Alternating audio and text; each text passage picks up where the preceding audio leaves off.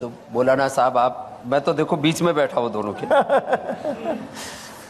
बात यह है कि कोई भी दुनिया का मुल्क, उसकी जो मजहबी मान्यताएं हैं उसके ऊपर किसी भी तरह का वो कोई जोर जबरदस्ती नहीं करता। मौलाना साहब ने टोपी ओढ़ रखी है, मैंने नहीं ओढ़ रखी।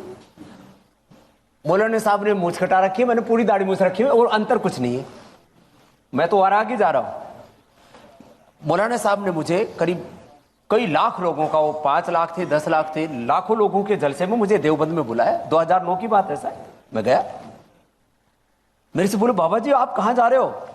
अरे मैंने कहा हमारे भाई है।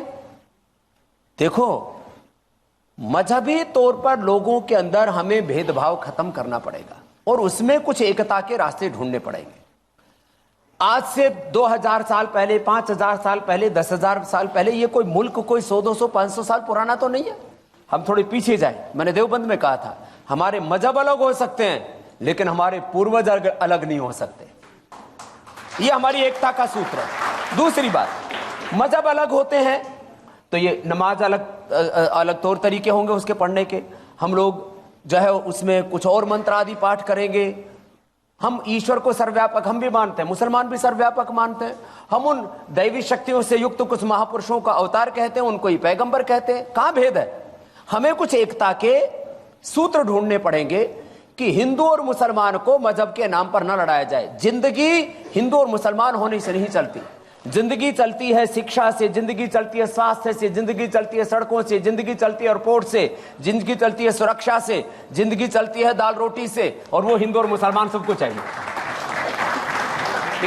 या आप कश्मीर के परिप्रेक्ष्य में क्यों कह रहे हैं? मैं इसको इस परिप्रेक्ष्य में, कश्मीर नहीं पूरे देश के परिप्रेक्ष्य में कह रहा हूं कि मजहबी तौर पर जो देश को लड़ाने की कोशिशें होती हैं, हिंदू मुसलमान को लड़ा करके वोट पाने की कोशिशें होती हैं, ब्राह्मण क्षत्रिय वैश्य शूद्र दलित आदिवासी वनवासियों के नाम पर देश में लड़ाने की कोशिशें होती है और उनको वोट बैंक के तौर पर इस्तेमाल किया जाता है, मैं इसके खिलाफ। मैं कहता हूं हम सब एक ईश्वर की, खुदा को, अल्लाह को, परमात्मा को, एक ईश्वर की संतान, एक पूर्वजों की संतान, एक धरती माता की संतान।